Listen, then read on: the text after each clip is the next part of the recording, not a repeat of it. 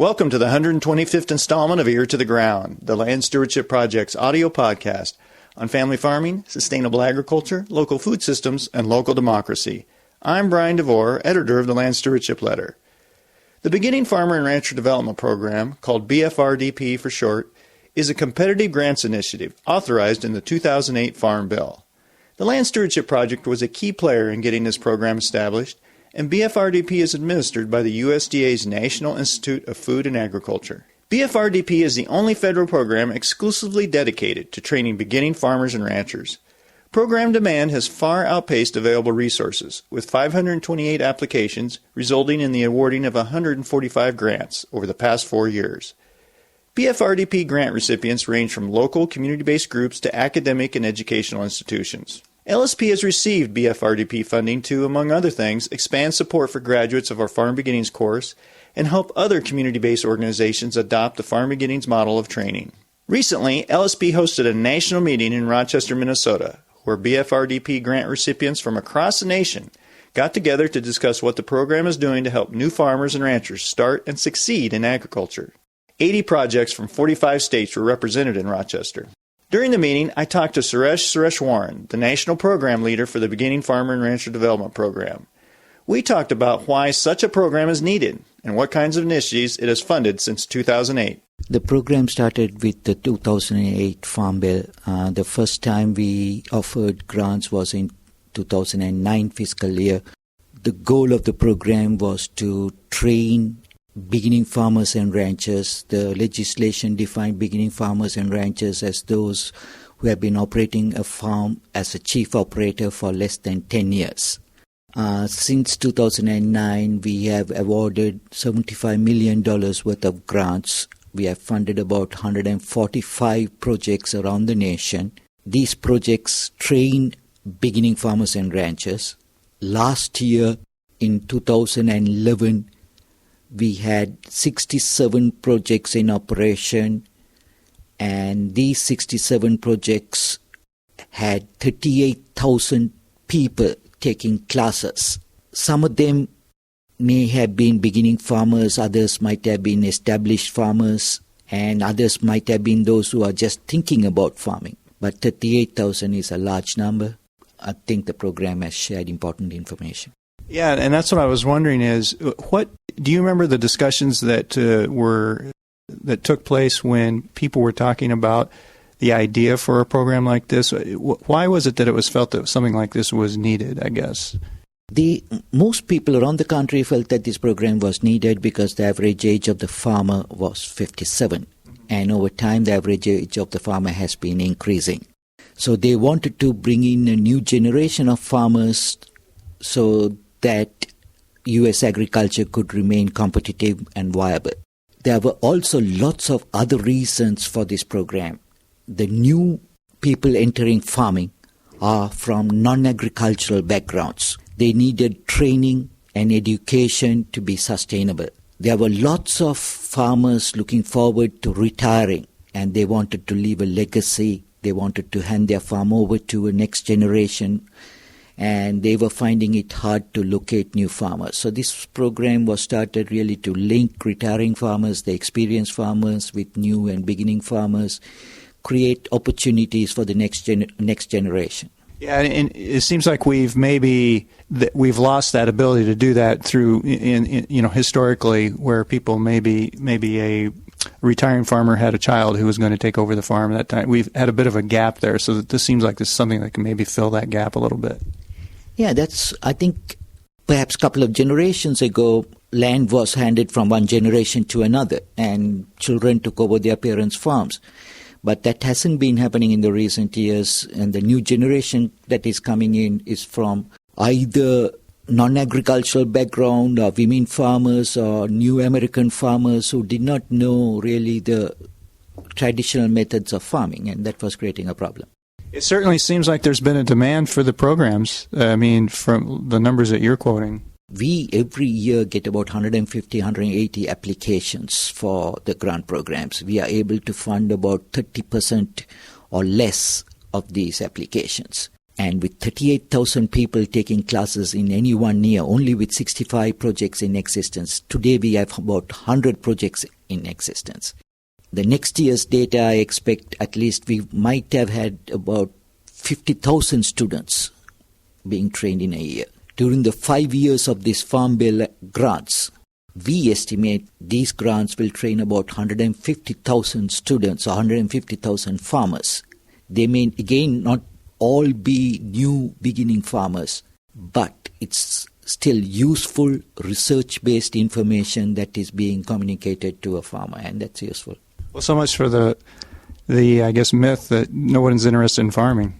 That's right, and I think there's growing interest in farming, especially with the local food system, sustainable agriculture. So what's I know it has ranged very widely, but can you give us kind of an idea of the range in programs that are being offered? These are, when we say farmer education, but there's a lot of different strategies that are being used with some of these programs, isn't there? When this program started in fiscal year 2009, most of the projects funded were in the Northwest and Northeast, where there had been some traditional, well-established beginning farmer education programs. Over time, these programs have changed. The more recent years, we have funded projects in urban areas. We have funded projects for new immigrants, women farmers. Also, the methods of education or teaching the new farmers also have changed. Different approaches and mixed approaches are being used to teach farmers. The first batch of programs, most of those were farm-based, face-to-face kinds of programs emphasizing internships. Later on, for example, about 2 years ago, we funded a project in Alaska which is using a mixed approach. First few weeks, it's totally internet-based because farmers are located far apart and it's very, very difficult to get them to come to one place or have a face-to-face training. So the first phase is totally internet-based. Then they bring them together for about 2 weeks in a year on a farm to give them farm on-hand experience. There are others that are using totally internet-based approaches. There's a project at Texas Tech which is using social media. With different kinds of technology being available, the farmers need to use everything possible to make money, and that's what is being done. One of the things that's interesting is you had mentioned that there's some challenges out there, and one of them, and I know there's a session going on right now related to land access. Do you see BFRDP maybe evolving to help fund projects that would deal with that, some of those barriers that are out there? The purpose of BFRDP is education, training, outreach, and mentoring. What BFRDP can do is to try and find ways to train the retiring farmers and train the next generation the beginning farmers to link with each other. We have funded quite a lot of projects that do that. Because we train lots of farmers, we are really concerned about what's going to happen to these farmers and land access. So we are trying to work with other USDA agencies such as Farm Services Agency and private groups like Farm Credit and others to find new opportunities for beginning farmers.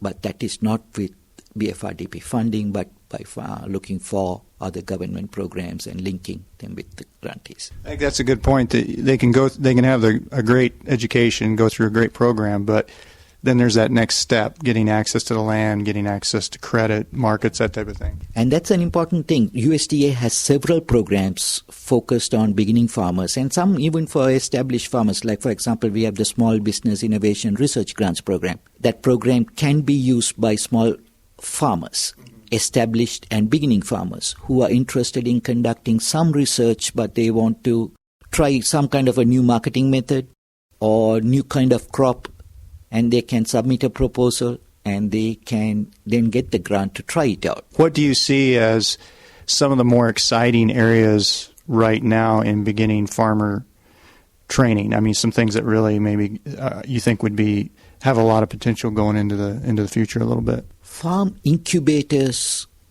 are harder to establish, but they have a proven track record, and I think we have funded quite a few of these farm incubators. Farm Beginnings program has been expanding, and they have done a great job in collecting and reporting numbers and enhancing the success and viability of farmers. There are programs around the country. What is, I think, interesting is every project is slightly different, and they are targeting the needs of their audience. The BFRDP PD meeting such as this where we are today, I think helps us to share this information, share best practices, form an education community, and help to increase the viability of a beginning farmer. Yeah, I get the sense from seeing some of the presentations and talking to the folks here, the programs that are more community-based seem to be having a lot of success, that they got feedback from the local folks and then in the community, both beginning farmers and retiring farmers and business people and others, and that community-based aspect has really made some of these very innovative and responsive. It has. I think most of our funding, about 60% of our funding, has gone to community-based and non-governmental organizations. And these organizations also have a long track record. And I hope there will be stronger collaboration between the land-granting universities and community-based organizations to address the needs of beginning farmers.